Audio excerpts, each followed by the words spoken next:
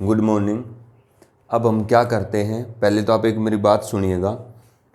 जो अभी मैं चैप्टर स्टार्ट करूँगा वो आपका सीक्वेंस और सीरीज़ का चैप्टर है, जो एलिमेंट्स की बुक में 9th चैप्टर मिलेगा। ठीक है, ये क्यों कर रहा हूँ, जो आपका 8th चैप्टर है बाइनोमियल थ्योरम, वो सीबीएसई ने रिमूव कर दिया है।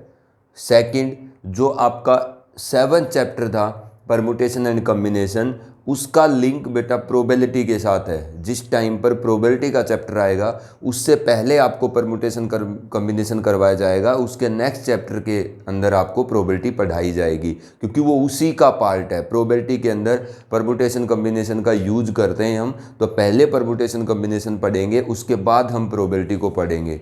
ठीक है, अब पहले हम किसको स्टार्ट कर रहे हैं, अभी सीक्वेंस एंड सीरीज को, और बाइनोमियल थ्योरम को डिलीट किया जा चुका है, सीबीएसई ने हटा दिया है। तो हमारा जो 7th चैप्टर है वो प्रोबेबिलिटी से पहले किया जाएगा। अब देखिएगा, सीक्वेंस एंड सीरीज, मैं इस चैप्टर को स्टार्ट करता हूँ, आप इसको ध्यान से समझिएगा। ये क्या है, पहले तो हम सबसे पहले ये जो दो वर्ड हैं, एक सीक्वेंस और एक सीरीज, इन दोनों का मतलब सीखते हैं। क्या मतलब है सीक्वेंस का, कि किसको हम सीक्वेंस कहते हैं। ये क्या है बेटा, sequence is a listing of objects. Sequence क्या है, लिस्टिंग है ऑब्जेक्ट्स की इन ए ऑर्डर्ड मैनर। ठीक है, जब हम एक ऑर्डर्ड मैनर के अंदर ऑब्जेक्ट्स को लिस्ट करते हैं, मतलब लिखते हैं, तो हमारा वो क्या कहलाता है, सीक्वेंस कहलाता है। जैसे A1, A2, A3 ऐसे कोमा लगा करके आपके एलिमेंट्स को क्या किया गया है, सेपरेट किया गया है, मतलब लिस्ट किया गया है। तो ये क्या है बेटा, 4 नंबर की एक सीक्वेंस है। ठीक है, अगर मान लीजिए ये तो आपकी कैसी सीक्वेंस है, फाइनाइट सीक्वेंस है, क्योंकि इसके अंदर ऑब्जेक्ट्स क्या है, फाइनाइट है। अगर A1, A2, A3, A4 अगर ऐसे डैश डैश लगा देते हैं तो ये कैसी सीक्वेंस है, इनफाइनाइट सीक्वेंस है। अब देखो मैंने क्या कहा है आपको, पहले इसका मतलब समझना है कि सीक्वेंस क्या होती है। ये क्या है सीक्वेंस, सीक्वेंस ऑर्डर्ड ऑब्जेक्ट्स की लिस्टिंग होती है। मतलब आपके पास ये जो ऑब्जेक्ट्स हैं ये एक ऑर्डर में होते हैं, जब वो क्या कहलाती है, सीक्वेंस कहलाती है। जब आपके पास कुछ ऑब्जेक्ट लिखे जाते हैं, कोमा लगा करके सेपरेट किए जाते हैं, जैसे A1, A2, A3, A4, इन 4 एलिमेंट को लिस्ट किया कोमा से सेपरेट करते हुए, तो ये 4 एलिमेंट की क्या हो गई, एक सीक्वेंस हो गई। ऐसे ही इन 4 एलिमेंट के आगे डैश डैश लगाता है, तो इस सीक्वेंस में क्या है, इनफाइनाइट एलिमेंट है, इस सीक्वेंस में क्या है, फाइनाइट एलिमेंट है। पहले आपको ये डेफिनेशन क्लियर करनी है कि सीक्वेंस क्या होती है। देखो मैं आपको एक बात बताता हूँ, कुछ नहीं, एक ऑर्डर के अंदर ऑब्जेक्ट्स को जब क्या किया जाता है, लिस्ट किया जाता है कोमा से सेपरेट करते हुए, ठीक है, तो वो क्या कहलाती है, सीक्वेंस कहलाती है। जैसे अगर मैं नंबर का पैटर्न लिखता हूं, तो जैसे 2, 3, 7, 1, ये क्या है बेटा, सीक्वेंस है 4 नंबर की। कुछ भी आप एलिमेंट लिख लो, कोमा से सेपरेट करते हुए लिस्ट कर दो आप, 3, 4, 5, 6, ये भी क्या है बेटा, सीक्वेंस है 4 नंबर की। मतलब listing of objects in A ordered manner. ठीक है, अब ये जो सीक्वेंस है ये इससे इंटायरली डिफरेंट सीक्वेंस है। अब देखिएगा, मान लीजिए मैं ये नंबर लिखता हूं 2, 3, 7 एंड 1, ये क्या है, एक सीक्वेंस है, फाइनाइट सीक्वेंस है, 4 ऑब्जेक्ट्स हैं जो लिस्ट किए गए हैं कोमा से सेपरेट करते हुए। लेकिन अगर मैं 3, 7, 2 एंड 1 लिखता हूं, ये भी एक सीक्वेंस है, लेकिन बेटा ये दोनों सीक्वेंस क्या है, अलग अलग है। Both sequences are different. इसका मतलब सीक्वेंस के अंदर जो ऑब्जेक्ट्स लिखे जाते हैं उनका ऑर्डर मैटर करता है। ऐसा नहीं कि 2, 3, 7, 1 इन 4 ऑब्जेक्ट की ये सीक्वेंस इस सीक्वेंस के इक्वल होगी, नहीं। अगर ये 4 ऑब्जेक्ट 2, 3, 7, 1, ये ऑब्जेक्ट, ये जो 4 ऑब्जेक्ट हैं इनका ऑर्डर कैसे है, पहले 2 है, फिर 3 है, फिर 7 है, फिर 1 है। ठीक है, लेकिन इन 4 ऑब्जेक्ट की जो लिस्टिंग है इसमें पहले 3 है, फिर 7 है, फिर 2 है, फिर 1 है। तो इन ऑब्जेक्ट की सीक्वेंस इन ऑब्जेक्ट की सीक्वेंस से क्या है, अलग है। कोई रूल नहीं होता, सिर्फ लिस्टिंग है ऑब्जेक्ट्स की, कि आप एलिमेंट लिख दो कोमा से सेपरेट करते हुए, उन एलिमेंट्स का कोमा से सेपरेट किए करते हुए जो वो लिस्टिंग की है आपने, वो सीक्वेंस है। आप जैसे मैंने चार एलिमेंट, कुछ भी लिख लो आप, चार एलिमेंट लिखे, एक दूसरे को कोमा से सेपरेट किए हुए, वो चार एलिमेंट की सीक्वेंस है। लेकिन अगर उनका ऑर्डर डिस्टर्ब करोगे तो फिर वो उससे अलग सीक्वेंस आएगी। जैसे 2 3 7 1 लिखा, ये चार एलिमेंट की सीक्वेंस हो गई। अगर मैं इनका ऑर्डर डिस्टर्ब करता हूं, पहले 3 7 फिर 2 और 1 लिखता हूं, तो ये सीक्वेंस इस ऊपर वाले से क्या हो गई, अलग हो गई। तो सीक्वेंस में ऑर्डर मैटर करता है। जैसे मैं आपको एक एग्जांपल समझाता हूं। पहले मैंने ये आपका जो क्या नाम है मार्कर है, इस कलर का मार्कर, फिर ब्लैक, उसके बाद ये लगाया और उसके बाद रेड। ठीक है, अब इनको मैंने इस तरीके से क्या किया है, लिस्ट किया है। अब ये क्या है, ये क्या है, ये एक सीक्वेंस है। ये पहले ये कलर है, फिर ब्लैक है, फिर ये है और फिर रेड है। और अगर मैं इसको पहले लगा देता हूं तो ये जो बेटा है सीक्वेंस है, ये बदल जाएगी। तो सीक्वेंस का मतलब है listing of object in which order of the objects matter. ऐसे ऑब्जेक्ट की लिस्टिंग जिसके अंदर ऑर्डर क्या करता है, मैटर करता है। मतलब आप 4 ऑब्जेक्ट लिखिए, 10 लिखिए, वो एक सीक्वेंस है। लेकिन जैसे आपने उनके ऑर्डर को अगर चेंज किया तो आपकी सीक्वेंस भी क्या हो जाएगी, अलग आ जाएगी। तो ठीक है, तो ये हमारा सीक्वेंस होता है listing of objects in A ordered manner. तो एक ऑर्डर्ड मैनर के अंदर जो भी आपके पास ऑब्जेक्ट की लिस्टिंग होती है उसको हम क्या कहते हैं, सीक्वेंस कहते हैं। कोई ऐसा नहीं है कि कोई आपके पास रूल को फॉलो करती है, नहीं। आपके पास जो ऑब्जेक्ट्स हैं वो कोमा से सेपरेट किए हुए होने चाहिए, मतलब सेपरेट होने चाहिए कोमा से। तो उन ऑब्जेक्ट की लिस्टिंग को हम क्या कहेंगे, सीक्वेंस कहेंगे। अब इसका जो दूसरा पार्टनर है वो क्या है, सीरीज। ठीक है, तो मैं सीक्वेंस का जर्नल डेफिनेशन लिख देता हूं। मान लीजिए A1 A2 A3 A4 up to AN, ये मैंने क्या लिखी, N ऑब्जेक्ट की एक सीक्वेंस लिखी। तो सीक्वेंस के अंदर क्या होगा, एलिमेंट्स एक लाइन में लिखे होंगे, एक दूसरे से कोमा से सेपरेट किए होंगे। ठीक है, आप एक एलिमेंट्स लिखो जो भी आपके कोमा से सेपरेट करते हुए एक लाइन में, तो उन एलिमेंट्स की वो सीक्वेंस आ जाएगी। अब देखो सीरीज क्या होती है बेटा, सीरीज किसको कहते हैं, सम ऑफ सीक्वेंस। ये क्या होती है बेटा, सीरीज सीक्वेंस का सम होती है। मतलब अगर ये आपके पास एक सीक्वेंस है n नंबर्स की, तो इन n नंबर्स का जो सम होगा A1 A2 A3, मतलब जो नंबर्स की सीक्वेंस है, ठीक है, तो सीक्वेंस का जो सम होता है उसको क्या कहते हैं, हम सीरीज कहते हैं। तो दिस इज नोन एज बेटा सीरीज। इसको क्या कहेंगे हम, सीरीज कहेंगे। तो जो आपके पास सीक्वेंस है, उस सीक्वेंस के अंदर जो भी नंबर्स हैं उनका सम क्या कहलाएगा, सीरीज कहलाएगी। ठीक है, या यू कह लो सम ऑफ द सीक्वेंस कह लो, या यू कह लो कि numbers, sum of the numbers of the sequence. तो ये आपकी सीक्वेंस है n नंबर्स की, और ये क्या है, इन n नंबर्स का सम क्या कहलाएगी, सीक्वेंस की सीरीज कहलाएगी। तो corresponding to the each sequence there exist a series. मतलब जो आपके पास सीक्वेंस है नंबर्स की, उन नंबर्स के सम को रिप्रेजेंट करने वाला एक्सप्रेशन क्या कहलाएगा, सीरीज कहलाएगा। जैसे अगर 2 5 6 7, ये क्या है, ये 2 5 6 7 2 5 6 और 7 की एक सीक्वेंस है। मतलब इन 4 ऑब्जेक्ट की एक सीक्वेंस है। ये 4 ऑब्जेक्ट एक पैटर्न को फॉलो करते हो चाहे ना करते हो, ये 4 ऑब्जेक्ट की क्या एक सीक्वेंस है। अब इन चारों ऑब्जेक्ट्स का सम क्या कहलाएगा, इन 4 ऑब्जेक्ट की सीरीज कहलाएगा। तो जो 4 ऑब्जेक्ट आपको ऊपर लिखे गए हैं, अगर इनको मैं सम कर देता हूं तो ये तो 4 ऑब्जेक्ट की सीक्वेंस है, और ये इन 4 ऑब्जेक्ट का सम क्या कहलाएगा, इन 4 ऑब्जेक्ट की सीक्वेंस के कोरस्पोंडिंग सीरीज कहलाएगी। तो this is the series of 4 object.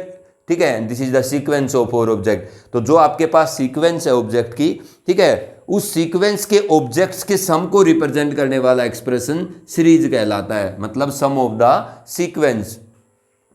ठीक है, अब देखिएगा ये हमारा क्या है, सीक्वेंस है पहला, दूसरा सीरीज, तीसरा आता है बेटा प्रोग्रेशन, थर्ड। ये पहले ये तीनों वर्ड क्लियर होने चाहिए। प्रोग्रेशन क्या होता है, व्हेन ए सीक्वेंस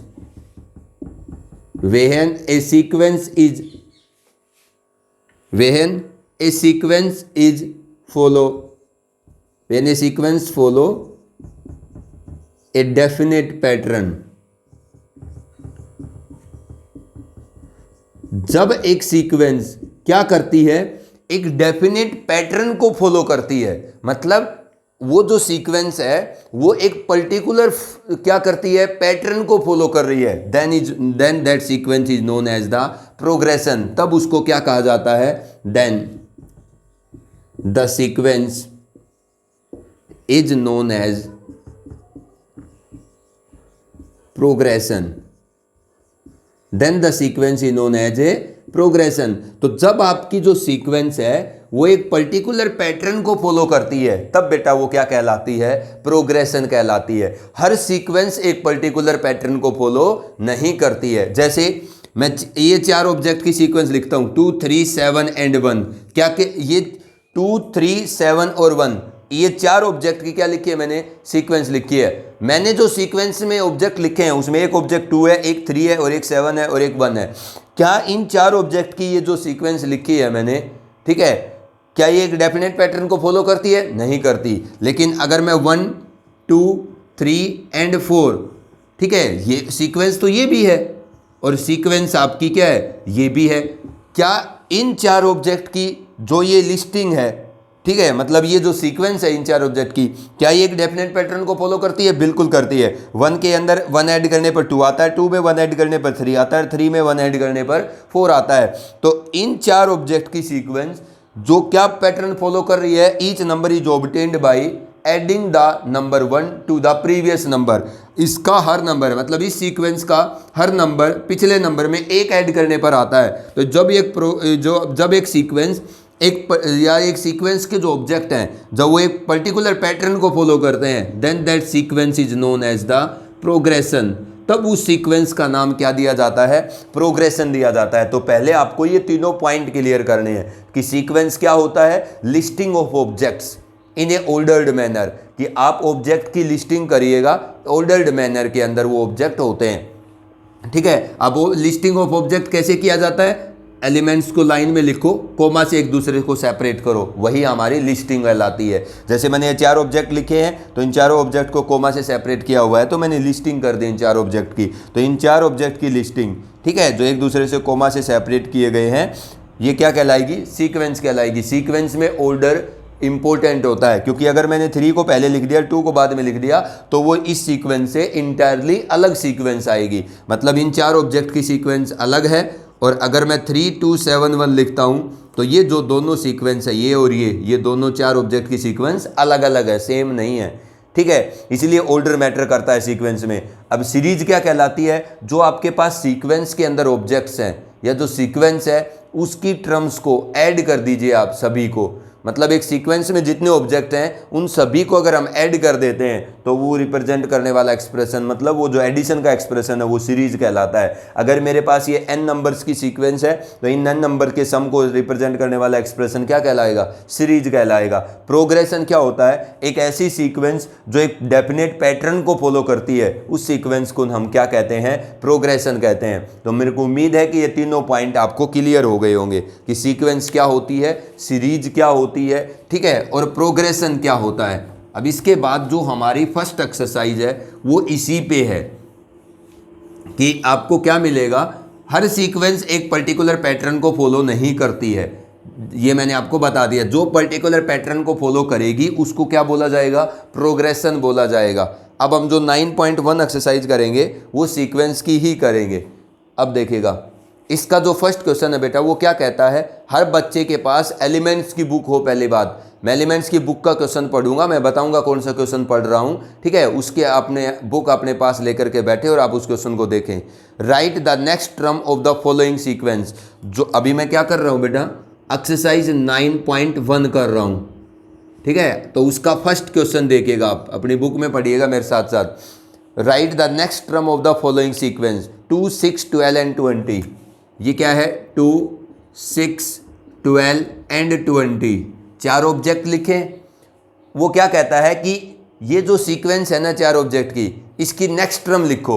मतलब अगर ये 4 ऑब्जेक्ट हैं तो 5वां ऑब्जेक्ट क्या आएगा इस सीक्वेंस के अंदर, अगर इसको आगे बढ़ाया जाए तो।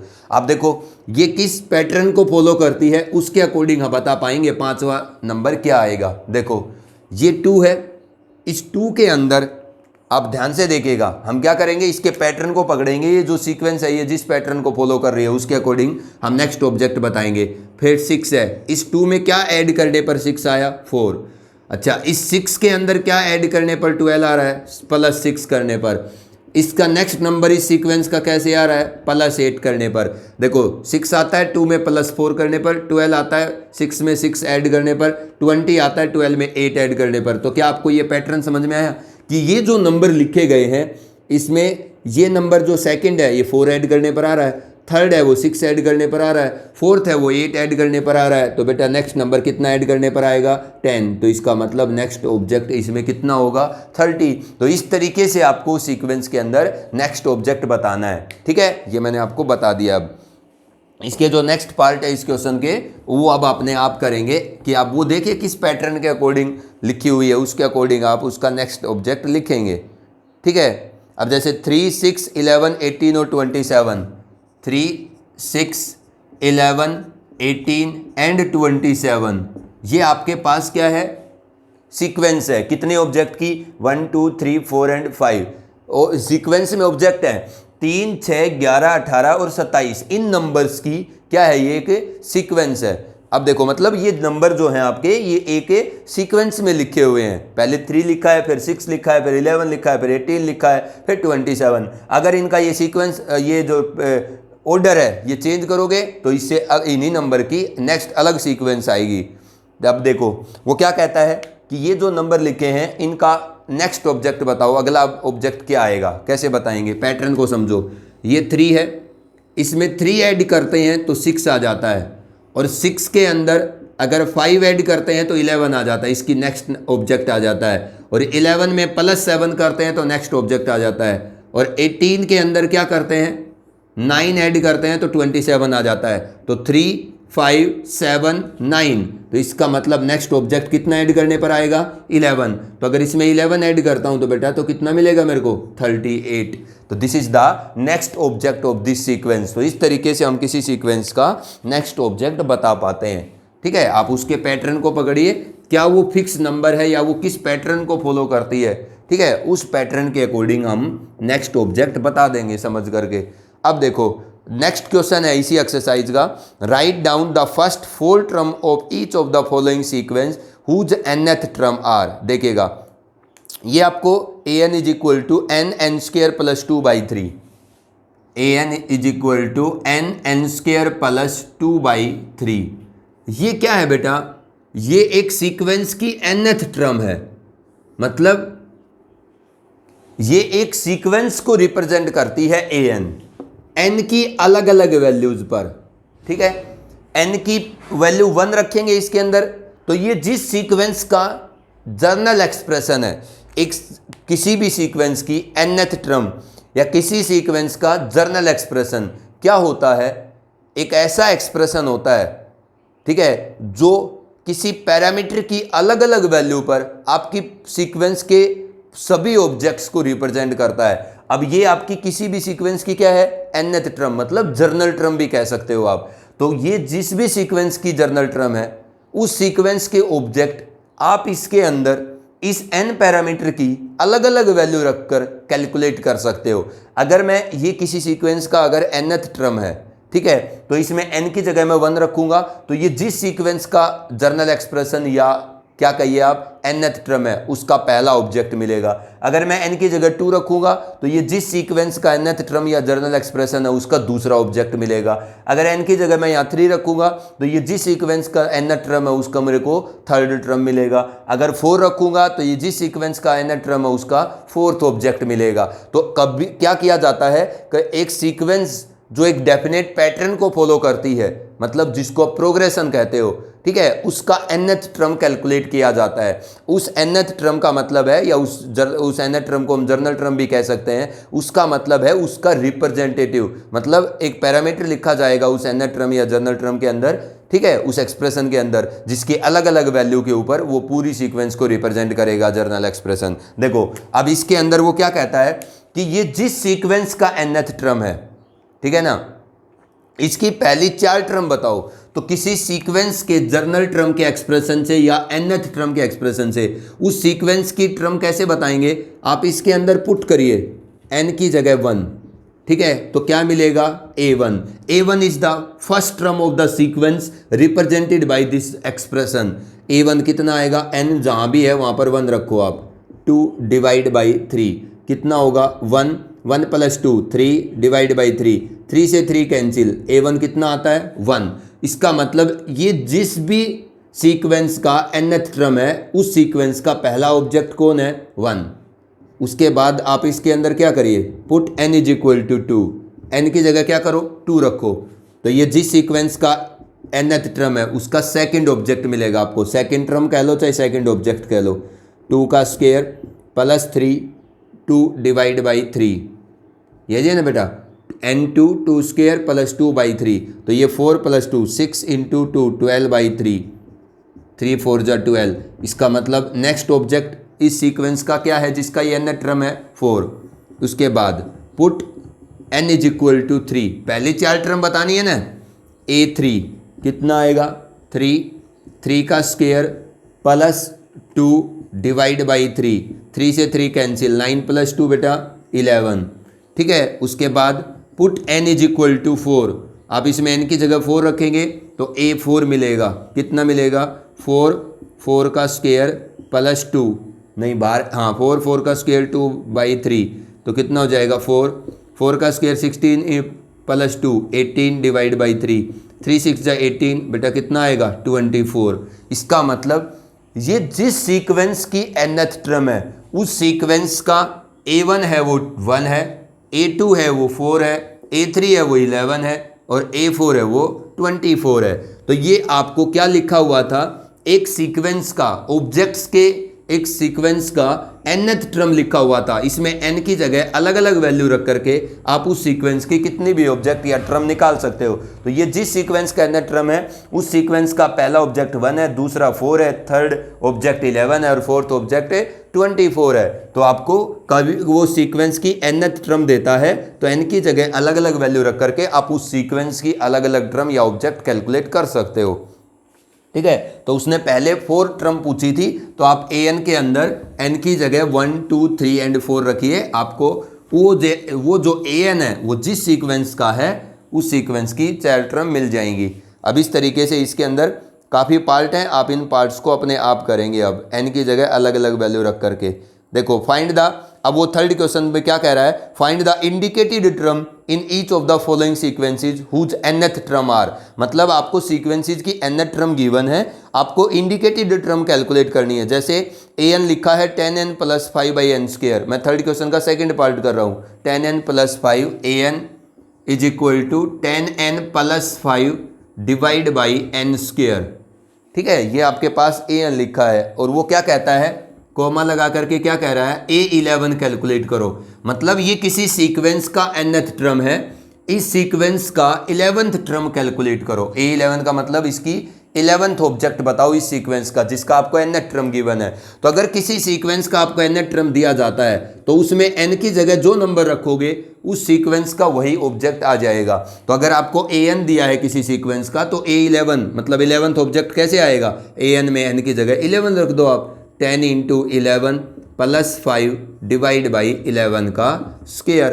तो a11 मतलब इस सीक्वेंस का 11th ऑब्जेक्ट क्या होगा 110 प्लस 5 डिवाइड बाई 121, तो a11 is equal to 115 divide by 121। इससे आगे अगर ये कैंसिल होता है तो आप इसको कैंसिल कर लीजिए, ठीक है। तो अगर आपको an दिया है तो उसमें n की जगह जो रखोगे तो वो an जिस भी सीक्वेंस का है उसकी वही टर्म आ जाएगी जो n की जगह लिखा है आपने। अगर ये किसी सीक्वेंस का an है तो n की जगह अगर मैं 5 रखता हूं तो मुझे इस सीक्वेंस का 5वां ऑब्जेक्ट मिलेगा जिसका ये nth टर्म है, ठीक है। और अगर n की जगह 11 लिखता हूं तो मुझे इस सीक्वेंस की जिसका ये nth टर्म मुझे गिवन है क्या मिलेगी, 11th टर्म मिलेगी, ठीक है। तो n की जगह जो भी रखेंगे वही ऑब्जेक्ट आपको उस an की सीक्वेंस का मिल जाएगा, वो ng सीक्वेंस का है, ठीक है। अब ये फोर्थ क्वेश्चन, फिफ्थ क्वेश्चन का मैं एक पार्ट कराता हूँ। फोर्थ क्वेश्चन अपने आप करेंगे। If an denote the general term then write the next 5 term of the sequence given by. आपको एक सीक्वेंस गिवन है, वो कहता है कि अगर an क्या करता है, सीक्वेंस की जर्नल टर्म को रिप्रेजेंट करता है। तो नेक्स्ट 5 टर्म बताओ क्या होंगी सीक्वेंस की। a1 की वैल्यू दी है, देखो फर्स्ट पार्ट कर रहा हूं मैं क्वेश्चन नंबर 5 का, देखिएगा ध्यान से। a1 is equal to 2, a1 is equal to 2, a1 कितना दिया है 2, an is equal to an minus 1, an is equal to an minus 1 plus 4। Next 5 term पूछ रहा है जो इंडिकेटेड टर्म है उससे, for n is greater than equal to 2। ये आपको कंडीशन दी हुई है। अब देखिएगा क्या बोल रहा है वो आपके सामने कि a1 मतलब आपकी जो सीक्वेंस है ना, जिस सीक्वेंस का आपको an दिया है, ठीक है, an क्या कहलाता है, सीक्वेंस का nth टर्म या जर्नल टर्म। जो भी आपकी सीक्वेंस ये रिप्रेजेंट करता है n की अलग अलग वैल्यू पर an क्या करेगा, ऑब्जेक्ट की सीक्वेंस को रिप्रेजेंट करेगा। तो पहली टर्म तो आपको बता दी गई है कि a1 कितना है 2 है। नेक्स्ट 5 टर्म पूछ रहा है, नेक्स्ट 5 टर्म का मतलब ये जो चीज है ये किसके लिए है, n की वैल्यू 2 या 2 से ज्यादा के लिए। तो पहली टर्म तो आ गई, तो नेक्स्ट 5 टर्म का मतलब second term, third term, fourth term, fifth term, ठीक है ना। Second, third, fourth, fifth and sixth term वो कैलकुलेट करवा रहा है। नेक्स्ट 5 टर्म का मतलब जो टर्म आपको पता है उससे आगे 5 टर्म बताओ। तो इसमें कौन सी टर्म पता है, फर्स्ट टर्म पता है, तो इससे आगे 5 टर्म कौन सी होंगी, 2, third, fourth, fifth and sixth. तो सेकंड टर्म कैसे आएगी, an से कैलकुलेट करते हैं हम कोई भी टर्म, तो an में n की जगह क्या रखेंगे हम 2, तो an हमें सेकंड टर्म देगा a2 कितना आएगा बेटा, n की जगह जहां भी n में n है वहां 2 रखो, प्लस 4। तो a2 is equal to a1 plus 4। अब बताइए a2 is equal to what is a1 is 2 plus 4 that is equal to बेटा कितना 6। अब उसके बाद नेक्स्ट 5 टर्म कैलकुलेट करनी है, तो n की जगह 3 रखो an के अंदर ही, तो a 3 रखेंगे n की जगह, तो 3 माइनस 1 प्लस 4, ये कितना बन जाएगा, a3 is equal to a2 plus 4। अब बताओ बेटा a3 is equal to what is a2 6 plus 4, तो a3 थर्ड टर्म कितनी आ गई 10। अब ऐसे ही कैलकुलेट करता हूं मैं, n की जगह 4 रखो, n की जगह 4 रखोगे तो a4, यहां पर a4 माइनस 1, तो a4 माइनस 1 a3 हो जाएगा प्लस 4। तो a4 is equal to a3, क्या आपको a3 पता है 10 plus 4 that is equal to बेटा कितना 14। उसके बाद a5, n की जगह 5 रखोगे तो a4 प्लस 4 आ जाएगा, ठीक है। an में यहां रख रहा हूं मैं, n की जगह जो रखोगे इधर लेफ्ट साइड में वही टर्म बताएगा ये एक्सप्रेशन आपको, ठीक है। तो a5 is equal to a4 कितना है 14 plus 4 that is equal to 18, ठीक है। उसके बाद a6 कैसे कैलकुलेट करेंगे an से, जहां भी n है वहां 6 रखो, राइट साइड में भी 6 रखोगे तो a5 प्लस 4 बन जाएगा। तो a6 कितना आएगा 18 plus 4 that is equal to 22। तो ये जिस सीक्वेंस का an है उस सीक्वेंस का फर्स्ट टर्म तो 2 है, और नेक्स्ट 5 टर्म क्या आती है, पहली 6 आती है, फिर 10 आती है, ठीक है, फिर 14 आती है, फिर 18 आती है, और फिर कितना आता है 22। तो ये आपकी वो सीक्वेंस है जिसका an दिया हुआ था।